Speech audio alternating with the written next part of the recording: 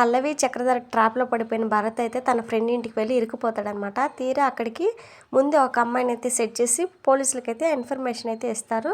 ఇక రైడ్ చేసిన పోలీసులు బ్రోతల కేసులో భారత్ని అయితే అరెస్ట్ చేస్తారు. ఇక ఆ సీన్ చూసి ఇక తండ్రి కూతుళ్ళు అయితే చాలా హ్యాపీగా ఫీల్ అయిపోతారనమాట. ఇక తర్వాత పోలీస్ స్టేషన్ నుంచి అవనికైతే ఫోన్ వస్తుంది అనమాట. వరదరాజపురం పోలీస్ స్టేషన్ నుంచి ఫోన్ చేస్తున్నాం, భరత్ మీ తమ్ముడేనా, మీ తమ్ముడిని మేము అరెస్ట్ చేశామని చెప్పేసి ఎస్ఐ అయితే చెప్తాడనమాట.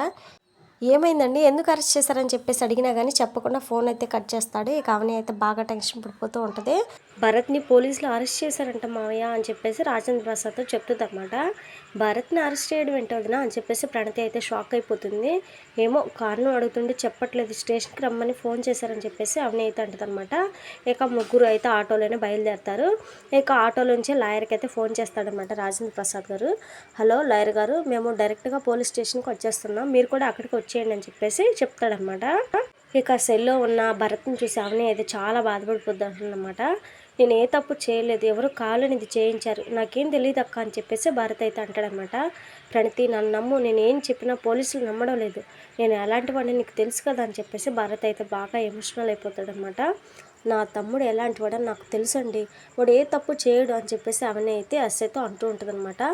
చేసిన వాళ్ళు ఎవరు తప్పు ఒప్పుకోరండి, మీకు తెలీదా, మీ తమ్ముడు ఒక అమ్మాయి ఇద్దరు ఒకే ఇంట్లో ఉన్నారు, ఇద్దరిని రెడ్ హ్యాండెడ్గా పట్టుకున్నాం, తప్పు చేశామని అమ్మాయి ఒప్పుకుంది, మీ వాడే మాకు చందమామ కథలు చెప్తున్నాడు అని చెప్పేసి ఎస్ఐ అయితే అంటాడనమాట.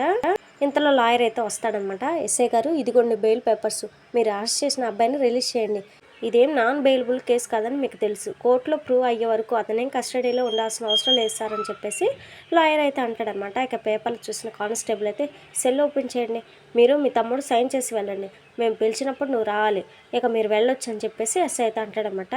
ఇక సీన్ చూసి పల్లవి అయితే ఛా అని చెప్పేసి అనుకుంటుంది.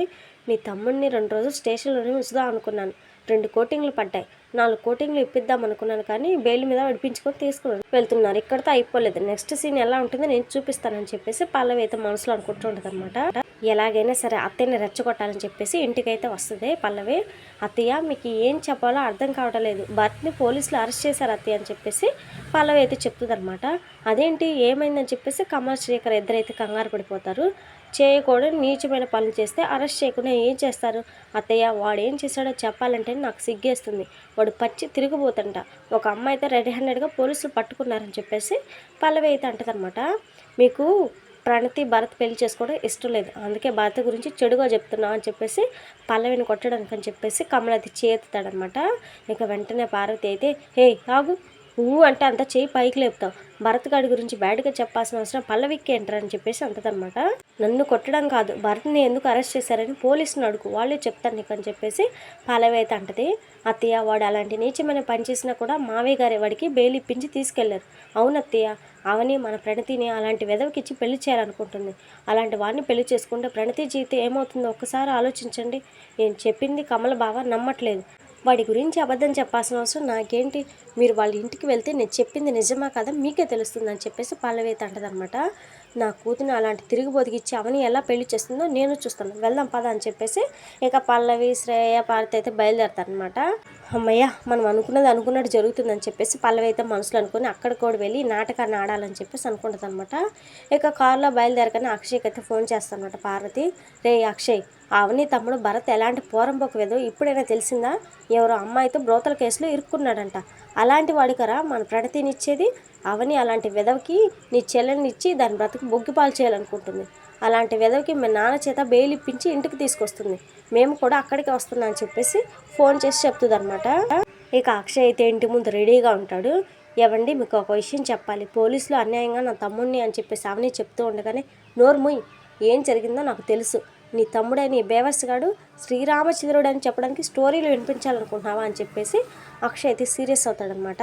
అసలు ఏం జరిగిందో తెలుసుకోకుండా నోటికి వచ్చినట్టు మాట్లాడతారేంటి అని చెప్పేసి అవని అంటదనమాట. ఇప్పుడు నేను చేయాల్సిన పని మాట్లాడటం కాదు, బుద్ధి చెప్పడం అని చెప్పేసి భరత్ని అయితే ఎడాపెడా వాయించేస్తాడనమాట. రే అక్షయ్ వదలరా అని చెప్పేసి రాజేంద్ర ప్రసాద్ చెప్పిన అక్షయ్ అయితే అస్సలు ఆగడు. అమ్మాయిలతో తిరిగే పోరంబోకు కదా, నీకు నా చెల్లెలు కావాల్సి వచ్చిందిరా, మంచి వాళ్ళు నటిస్తూ నా చెల్లెల జీవితాన్ని నాశనం చేయాలనుకుంటున్నావా అని చెప్పేసి అక్షయ్ అయితే కొడుతూ ఉంటాడనమాట. మీరు అనుకున్నట్టు నేను అలాంటి వాడిని కాదు బావా అని చెప్పేసి భారత్ అయితే అంటాడు. ఎవర్రా నీకు బావా, నీ ఇలాంటి వాడిని అని చెప్పేసి ఇంకా కొడుతూ ఉంటాడనమాట అక్షయ్.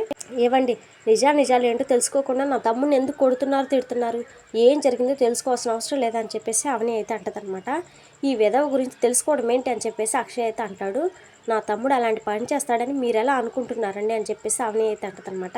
ఇంకేమనుకోవాలి, ఈ తమ్ముడు క్యారెక్టర్ లేని వెధవ కాబట్టి అర్ధరాత్రి వేళ నా చెల్లెలు లేపుకోవాలని చూశాడు. ఇలాంటి తిరిగిపోతే వాడి గురించి ఇంకా ఏం చెప్పుకోవాలి, ఏం తెలుసుకోవాలి? రేయ్, నీకేం క్వాలిఫికేషన్ ఉందని నా చెల్లెని ప్రేమించేవారా నువ్వు? మాయ మాటలతో దాని మనసును మార్చేసి దాని జీవితాన్ని నాశనం చేయాలనుకున్నావా?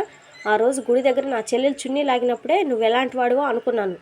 నేను ఆ రోజు అనుకున్నదే ఇప్పుడు నిజమైందిరా, నీకు నా చెల్లెలు కావాల్సి వచ్చిందిరా అని చెప్పేసి మళ్ళీ కొడతాడనమాట. ఇక అది చూసి తట్టుకోలేక ఆగండి అని చెప్పేసి, నేను ప్రేమించిన వాడు, నేను పెళ్లి చేసుకోవాలనుకున్నాడు ఎలాంటి వాడో నాకు తెలుసు, భారత గురించి నీకేం తెలుసు అని తిడుతున్నావు, కొడుతున్నావు అని చెప్పేసి ప్రణతి అయితే అక్షయ్ మీద తిరగబడుతుంది అనమాట. ప్రేమించడం తప్పు కాదు, ప్రేమించిన వాడు ఎలాంటి వాడని తెలుసుకోకుండా తొందరపడి నిర్ణయాలు తీసుకోవద్దని చెప్పాను కదా నీకు.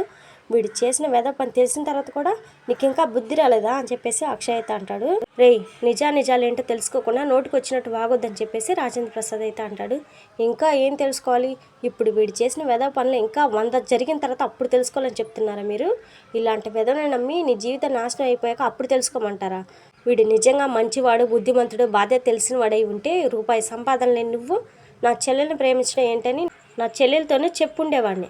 అర్ధరాత్రి నా చెల్లెలు లేపుకోవాలనుకున్నవాడు మంచివాడో వెధవ నువ్వే చెప్పు అని చెప్పేసి అవనేనైతే అడుగుతాడనమాట. ఇక ఈ గొడవ జరుగుతుండగానే పార్వతి అయితే వస్తుందన్నమాట. ఛీ, ఈ వెధవకి నా కూతురిచ్చి కట్టబెట్టి దాన్ని గొంతుకోవాలని చూస్తున్నావా? వీడేదో మహానుభావుడు అన్నట్టు నీ తమ్ముడి గురించి బిల్డప్ ఇచ్చావు. వీడికి ఇచ్చి చేస్తే నా కూతురు సంతోషంగా ఉంటుందని మమ్మల్ని అందరినీ నమ్మించడానికి ప్రయత్నించావు. వీడు ఎలాంటి గాలి వెదవో, ఎలాంటి తిరిగిపోతే ఇప్పుడు తెలిసింది కదా, ఇప్పుడేమంటావు అని చెప్పేసి అవనీతో అంటదనమాట పార్వతి.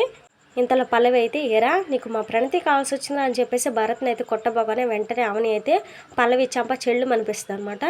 ఏంటి కొడుతున్నావు, నా కూడా కొడతావా నిన్ను అని చెప్పేసి ఇక అవనిని కొట్టడానికి పార్వతి చేయత్తగానే అవని అయితే పార్వతి చేపట్టుకొని దించుతారా దించమంటారా అని చెప్పేసి అంటదనమాట. ఇక దెబ్బకు అందరూ అయితే ఒక్కసారిగా షాక్ అయిపోతారు. ఇది ఫ్రెండ్స్ మరి వాళ్ళ వీడియో. నెక్స్ట్ ఎపిసోడ్ మరి ఏం జరగబోతుంది మిస్ అవ్వకుండా తెలుసుకోవాలనుకుంటే మన ఛానల్ని సబ్స్క్రైబ్ చేసుకొని సపోర్ట్ చేయండి. Thank you friends.